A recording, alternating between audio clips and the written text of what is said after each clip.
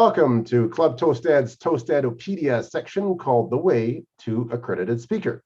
And we are here to get a better understanding of what the Toastmaster Accredited Speaker designation is all about and what's involved in attaining that accreditation. Today, my guest is Michael Bayer. He has been an accredited speaker since 2019. He delivers training sessions, consulting and keynotes for healthcare organizations, businesses, and associations. Michael is based out of Winnipeg, Manitoba, Canada. Thanks for joining us today, Michael. Well, you're very welcome. It's great to be here. Splendid. I thought I would start by asking, maybe you can explain a bit about a Toastmasters accreditation speaker designation. What is it all about? The Toastmasters accreditation is the one true accreditation that Toastmasters has. And what makes it different from other parts of the program is that there's a very structured process to go through and very structured requirements that you have to meet in order to get the designation. The designation is really an affirmation of a speaker being a professional speaker. It's a professional designation. Splendid. Now you've got your accreditation. What motivated you to become an accredited speaker as well as a professional speaker? Well, I've been a professional speaker for over 25 years, a full-time professional speaker for over 25 years.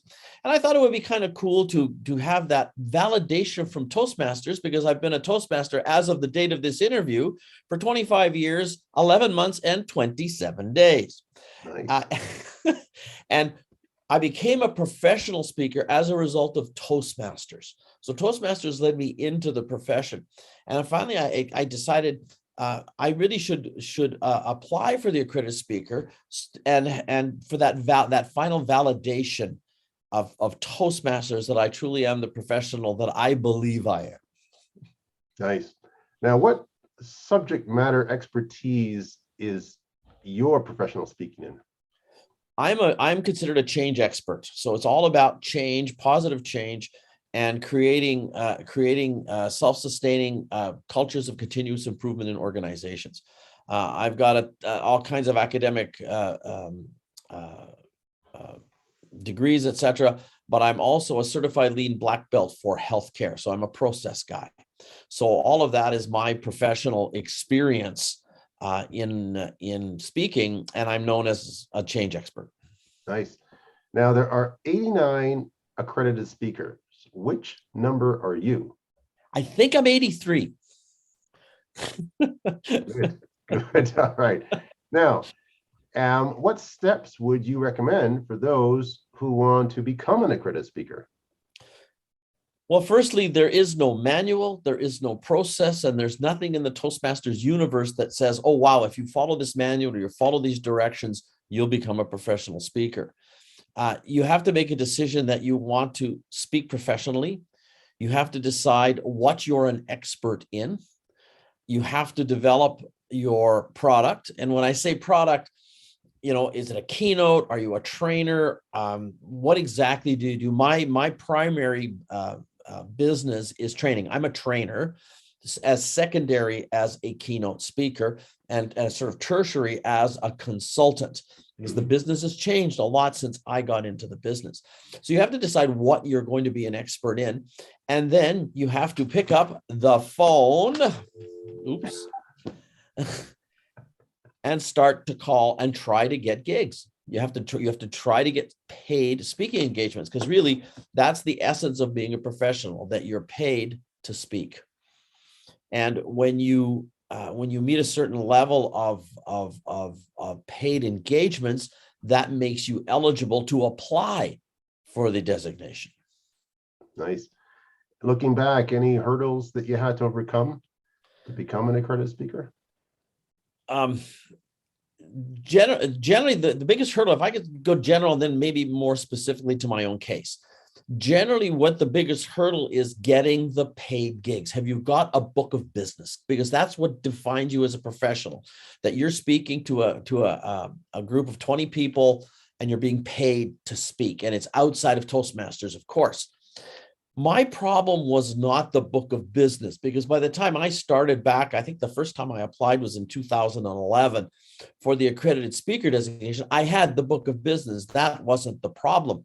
My problem was the videos and the audios. And I failed, I think, 3 or 4 times at that level one video before I finally had the breakthrough to say, okay, what do I really need to do to be successful?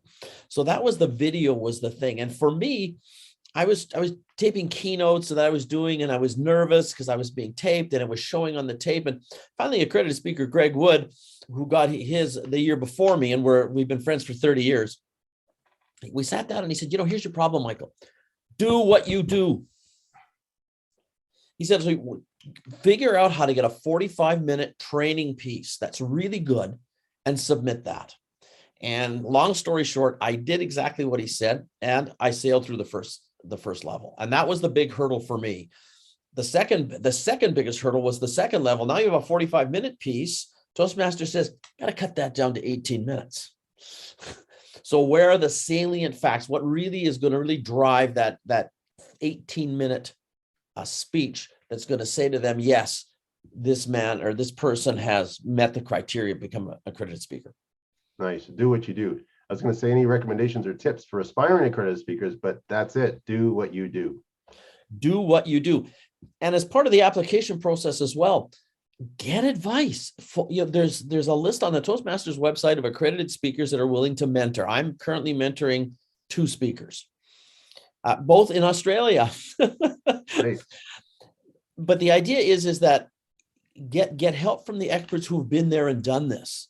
Because there's 2 levels of the accredited speakers, the level 1, and then you go to which is basically the application and a video. There's level 2, which is the live for in-person presentation and a conference. You can fail the application form. And in my year, 7 people did.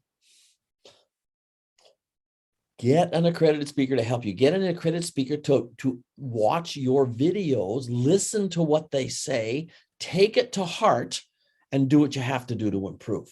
I think that's a real key.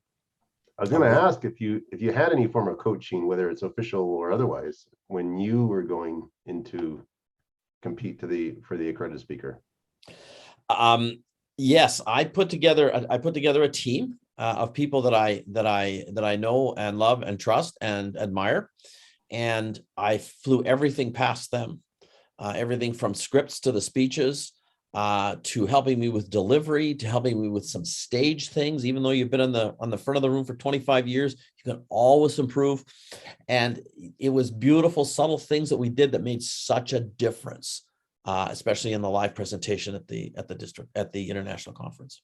So after you received your accredited speaker, would you say that your career, did it help? How did it really help your career? Did it catapult it any more than it already was?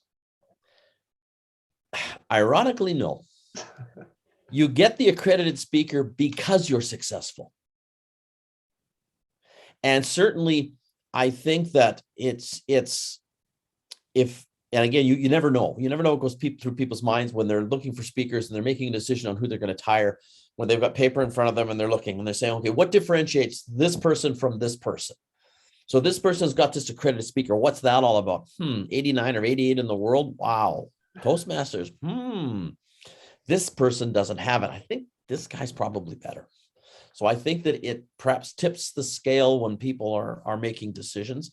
But I can't honestly say that my business has increased dramatically since I got the accredited speaker. For me, it was a validation of being a professional speaker from Toastmasters, which was huge because that's where the journey started.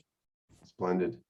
Well, I want to thank you, Michael, for answering all these questions. I'm sure it's helped a lot of people out there who are thinking about becoming an accredited speaker. So I want to thank you for your time and thank you for your words of wisdom. All right, my pleasure. Thank you so much for having me. Splendid. Have yourself a wonderful day. I will. Okay, bye.